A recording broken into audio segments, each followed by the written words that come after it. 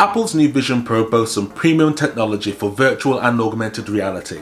So are we now in an era where we can step into the Oasis shown in Ready Player One? Virtual reality headsets have been on the rise over the last few years, mostly for gaming.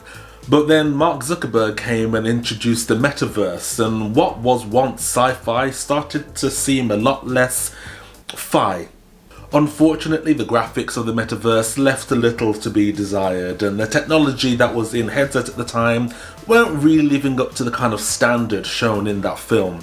But here comes Apple's Vision Pro, something that boasts some amazing technology, some amazing cameras, some amazing screens that might just be enough to get us into that kind of stage of living.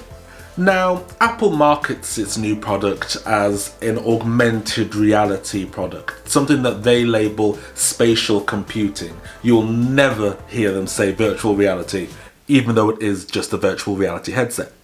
But with two 4K cameras projecting straight up your eyes and a multitude of cameras and sensors going inwards and outwards, the pass-through that this device is able to achieve is quite astounding, so much that it looks like real life. You're able to go on your phone, even people are able to play table tennis, and you can get these digital things that come up in what looks like what you're seeing in the real world. So, although what Apple wants us to use its $3,500 product for isn't quite what the Oasis is all about, is the technology there? The technology seems like it's close to what we would need.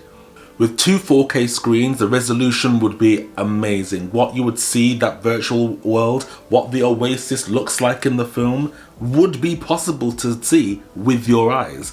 Everything would be as photorealistic as you could possibly get with today's market. And it would make you want to be in this Oasis for hours. Then you have the powerful M2 chip that is there powering this device, which would have all the capabilities of rendering these graphically intensive scenes, this world that you'd be able to immerse yourself into fully.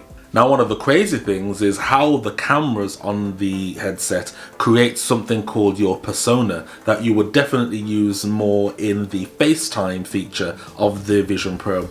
Would mean that with a little more fine-tuning, as it still is in its beta stage, you interacting with other people in this online universe of virtual reality would be almost like looking at someone in real life, showing really intricate and detailed expressions so that you're able to make that kind of connection.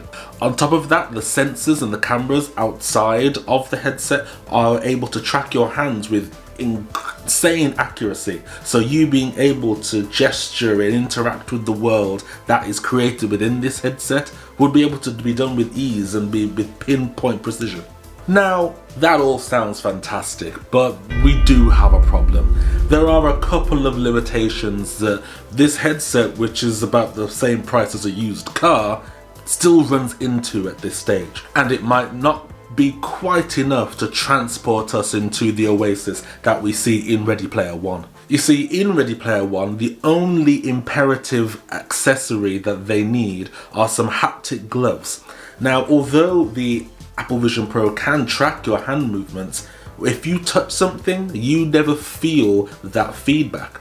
So having haptic gloves would allow us to actually feel like we are physically interacting with the world and it not just happening in a visual sense. Another issue is I don't quite know how you would move about in any kind of virtual world with just the headset.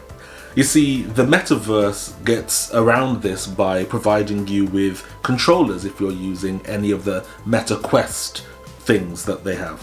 Just like this. So I've got a Meta Quest 2 here, and it comes with a controller like that, and it has joysticks so that you're able... Can you see that? Can you see this? Can you see this? And there we go. And it comes with joysticks. So that's the only way I can imagine people are able to actually move about in a kind of virtual world, and that's the way that the metaverse runs currently. Now, there are VR gaming rooms that you can go to where it is just a space and you can run around and you can play kind of laser tag but in virtual reality, or they have those omnidirectional treadmills that you're able to walk around in, so you can stand in one spot and still traverse. But apart from going into an open field, bringing your Apple Vision Pro with that battery pack in your pocket and walking around, I'm not quite sure how getting around and doing anything overly adventurous would really work.